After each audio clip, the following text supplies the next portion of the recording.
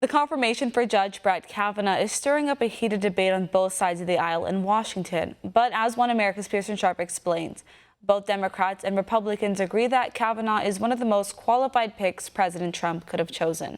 And here's that report. As the confirmation process unfolds for Supreme Court nominee Brett Kavanaugh, Democrats are taking the gloves off and swinging low to lock him out of becoming the next justice in the highest court of the land. Indeed, Kavanaugh has become the prime target for dirty partisan politics, with some liberals in the Senate pulling every trick in the book to block his nomination. That includes the last-minute, miraculous discovery of a seemingly damning letter which allegedly proves Kavanaugh is guilty of sexual misconduct when he was in high school. But analysts agree this unsubstantiated letter appears to be nothing more than a petty tactic designed to derail the nomination process. Not only that, but the timing is also highly suspect. Reports claim Senator Dianne Feinstein was aware of the letter for several months.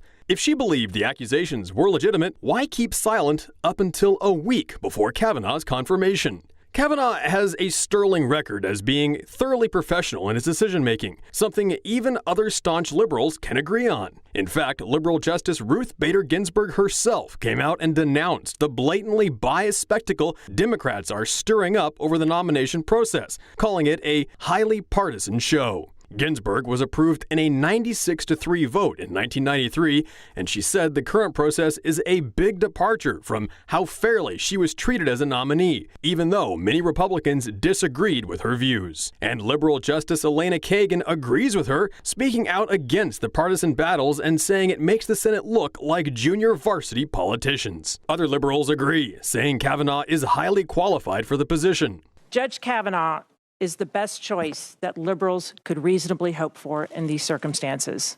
That includes Supreme Court attorney Lisa Blatt, a liberal Democrat and staunch supporter of a woman's right to choose. She testified at the hearings, giving the Supreme Court nominee high praise for his work.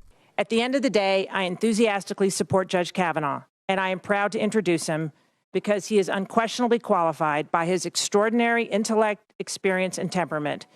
And he does easily fit within the mainstream of legal thought. Yet for Democrats like Chuck Schumer, Kirsten Gillibrand, Richard Blumenthal, and Kamala Harris, that simply isn't an option. They're focused entirely on party politics and whether or not Kavanaugh will support policies they want to see get pushed through, rather than his professional excellence and conduct. Their rhetoric is going so far as to stir up fears that his nomination is actually a matter of life and death. In an open letter from Kavanaugh's alma mater, Yale Law School, hundreds of students, alumni, and teachers warned that if Trump's pick is confirmed, quote, people will die. Supreme Court Justice Clarence Thomas denounced the biased rhetoric, urging people to consider whether or not a nominee was honorable.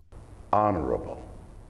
If we could use that word about more people who are in public life, people who actually ask the questions at confirmation hearings instead of Spartacus, we use.